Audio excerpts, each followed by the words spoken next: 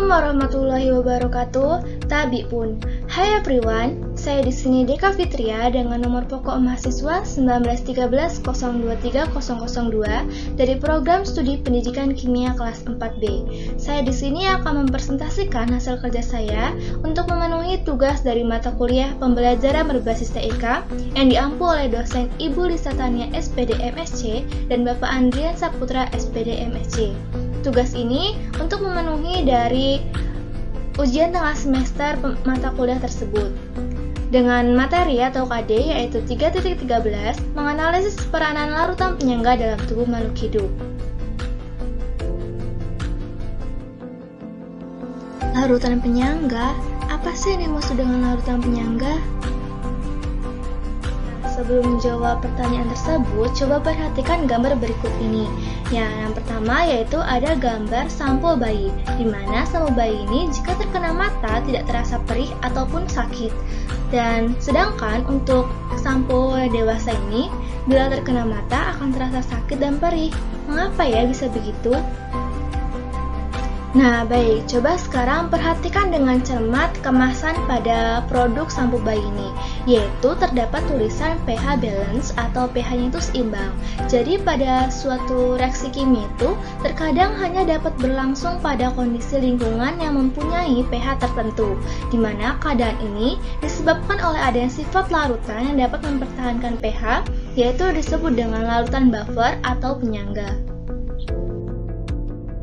Nah, proses metabolisme dalam tumbuhan dan hewan akan berlangsung baik jika cairan dalam organisme memiliki nilai pH yang mendekati konstan. Nah, keadaan ini disebabkan oleh adanya sifat larutan yang dapat mempertahankan pH. Jadi, dapat disimpulkan bahwa larutan penyangga atau larutan buffer ini adalah sistem larutan yang mampu mempertahankan nilai pH agar tidak ada perubahan pH ketika penambahan sedikit asam atau basa. Nah, berikut adalah ilustrasi atau animasi terkait larutan penyangga apabila ditambahkan oleh sedikit asam atau basa. Molekul yang berwarna pink yaitu adalah molekul H positif atau ion H positif, dan molekul sebelahnya atau yang berwarna biru dan abu-abu itu adalah molekul dari ion OH negatif. Nah, untuk memperjelas terkait apa sih larutan penyangga itu, mari kita simak video praktikum berikut ini.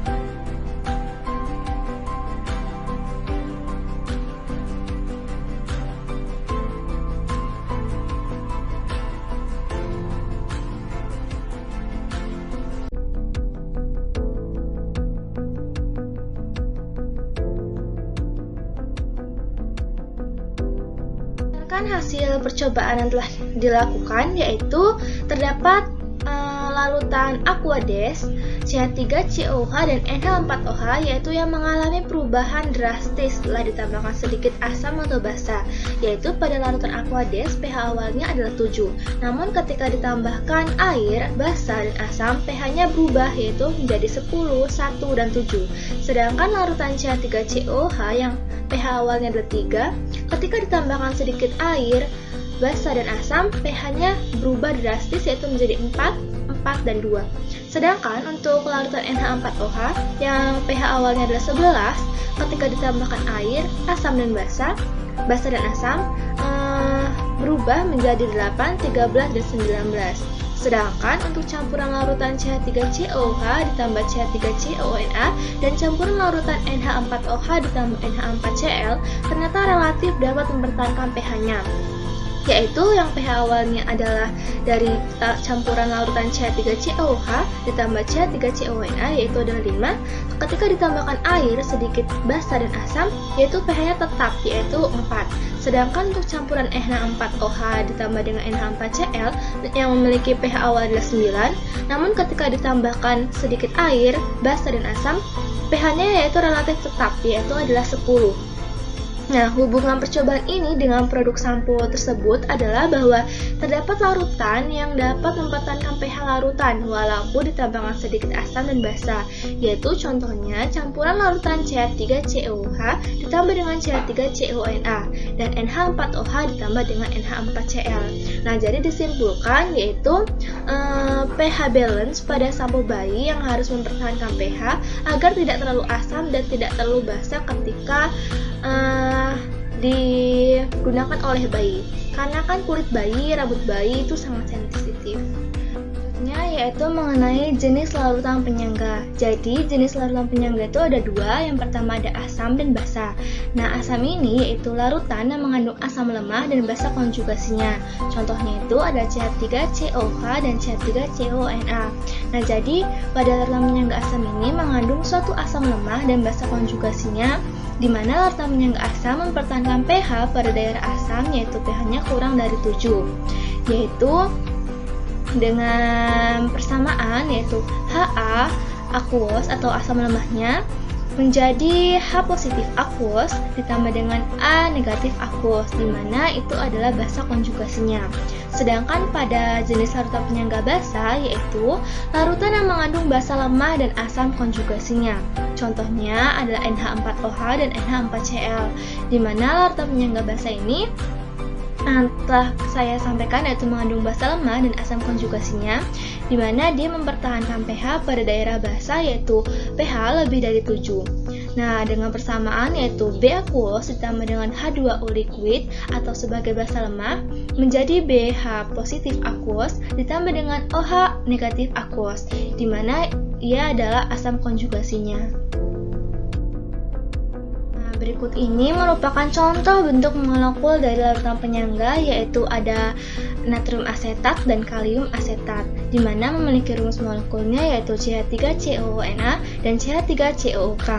Nah, di sini kita dapat melihat bagaimana bentuk molekul dan sifat fisik dan kimianya, di mana formula kimia dari CH3COONA yaitu memiliki berat molekul 82,03, sedangkan untuk CH3COOK atau kalium asetat ini memiliki berat molekul yaitu 98,14. Yaitu kita akan membahas mengenai larutan penyangga asam. Nah, jadi pada slide ini yaitu terdapat animasi terkait penambahan sedikit asam, di mana jika ditambahkan sedikit asam, maka konsentrasi dari CH3COH akan meningkat. Nah, jadi pada ion H+ ini akan bereaksi dengan CH3CO negatif untuk membentuk CH3COH, sehingga keberadaan ion H+ dari asam tidak begitu berpengaruh selama masih terdapat sistem penyangganya. Berdasarkan animasi tersebut juga dapat dilihat bahwa ketika ditambahkan sedikit asam, maka ion H+ ini akan bereaksi atau berikatan dengan CH3COO negatif yang dapat dilihat pada animasi tersebut yaitu pada bulatan yang menunjukkan pembentukan dari CH3COH, sehingga konsentrasi dari CH3COH ini akan semakin meningkat. Jadi kesimpulannya yaitu jika di dalam campuran asam lemah CH3COOH dan basa konjugasinya CH3CO negatif, maka ketika ditambahkan asam yaitu ion H+, akan bereaksi dengan CH3CO negatif untuk membentuk CH3COH, sehingga keberadaan ion H+ ini dari asam tidak begitu berpengaruh selama masih terdapat sistem penyangganya. Akibatnya, penambahan asam tidak akan mengubah pH larutan secara signifikan. Nah, untuk larutan penyangga CH3COH atau CH3CO negatif itu kan mengandung asam lemah CH3COH dan basa konjugasinya itu CH3CO negatif. Nah, jika ditambahkan dengan asam kuat seperti HCl, maka ion H+ ini hasil ionisasi HCl akan dinetralisir oleh basa konjugasinya yaitu CH3CO negatif, sehingga pH itu dapat dipertahankan. Berikutnya yaitu larutan penyangga basa. Nah, jadi pada animasi berikut ini menunjukkan bahwa konsentrasi dari CH3COO negatif itu semakin meningkat karena ketika ditambahkan basa atau ion OH- akan bereaksi dengan ion positif yaitu CH3COH untuk membentuk reaksinya yaitu CH3CO negatif, sehingga keberadaan ion OH negatif ini jadi basa tidak begitu berpengaruh selama masih terdapat sistem penyangganya. Nah, dapat dilihat bahwa ketika ditambahkan sedikit basa yaitu larutan berwarna biru itu, kita dapat melihat bahwa dia akan membentuk CH3CO negatif, yaitu yang semakin meningkat konsentrasinya. Jadi pada gambar animasi tersebut menunjukkan tentang larutan penyangga basa. Simpulkan bahwa ketika ditambahkan basa yaitu ion OH- akan bereaksi dengan ion positif yaitu CH3COH untuk membentuk CH3CO negatif, sehingga keberadaan ion OH- ini dari basa tidak begitu berpengaruh selama masih terdapat sistem penyangganya. Akibatnya penambahan basa tersebut tidak akan mengubah pH larutan secara signifikan.